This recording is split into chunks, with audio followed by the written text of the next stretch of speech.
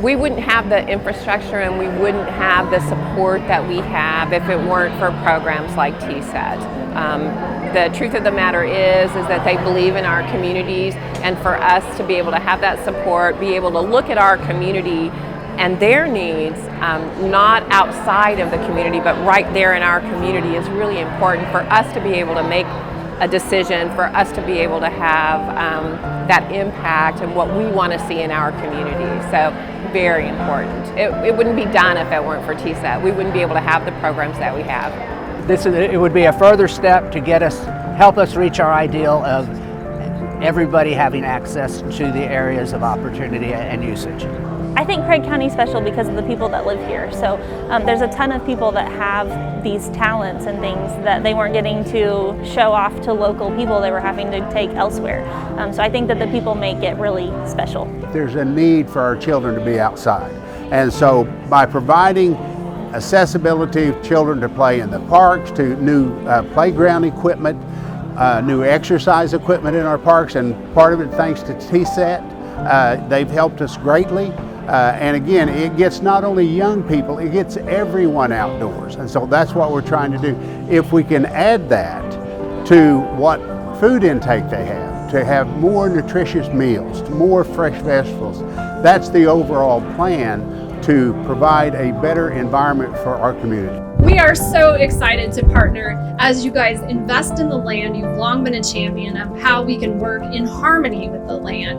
And I think as we think about how do we get Oklahomans active, how do we help them appreciate the benefits of nature and being outside, this is a wonderful contribution to the community and to the state, and we are thrilled to be a part of it.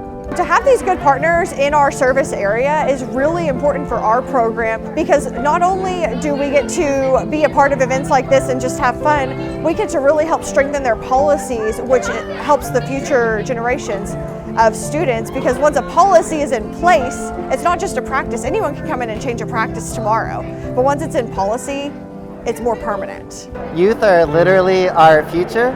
They are soon to be voters. And after that, they will be running our world and taking care of us when we're older. And so it's just so important to show them at an early age that, that they can make a difference, how to be active, engaged citizens, and that it only takes a small group of people working together in the same direction to make positive policy change. The best part about y'all and missing it is just all the people I've met, all the new faces. It's helped build my confidence up tremendously. It's gave me good leadership skills, and all around I've just made me a better person. It's about community service, it's about leadership. It's just an amazing program where you get to learn how to be a leader and take that back into your own community, and that's really what it's all about, is healthy, happy Oklahoma. Nutrition is the number one thing that we can do for our bodies to help with our mind and our spirits and everything. And so we want our kids to learn, and good fed bellies, you know, they're going to be happy in the classroom. They're not going to be thinking about what they're going to eat, because it all starts with our belly. You know, you're happy if you're well fed. And these partners talk and they see what each other does. They're a little competitive. Oh, Hinton had a farmer's market and the Healthy Living Program was there. I want the Healthy Living Program to come help me present all this stuff at my school. So it gives us more opportunities to affect more students throughout our service area. Here we used grant dollars mainly for the goals, a little bit of the floor. Actually, this entire gym took on a major renovation. If you'd have seen it beforehand, the floor it was the old parquet floor, the wood was coming up, and so replaced that, put in a suspended ceiling, made a huge renovation. As I said, this gym gets used by our community a great deal. We have our community basketball league here, or it's our city basketball league, it's just our students. And so they practice in here about 5 days a week. We're about health and wellness. I mean, that's been our thing. It's been a lot of our focus, and it's not only for our students, but our staff. Well, the grants allowed us to do different things for our students and ultimately for our community in general.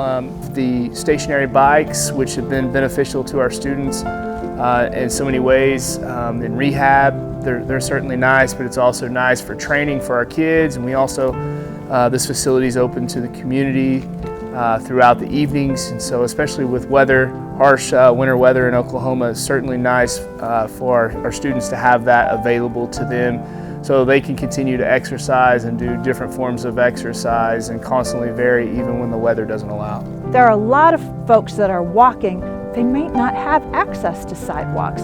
So as we get folks out on, sometimes literally in the streets, walking and having those common bonds and really looking at what does the community look like, what does this neighborhood look like, that supports long-term sustainable change, and that changes our community culture.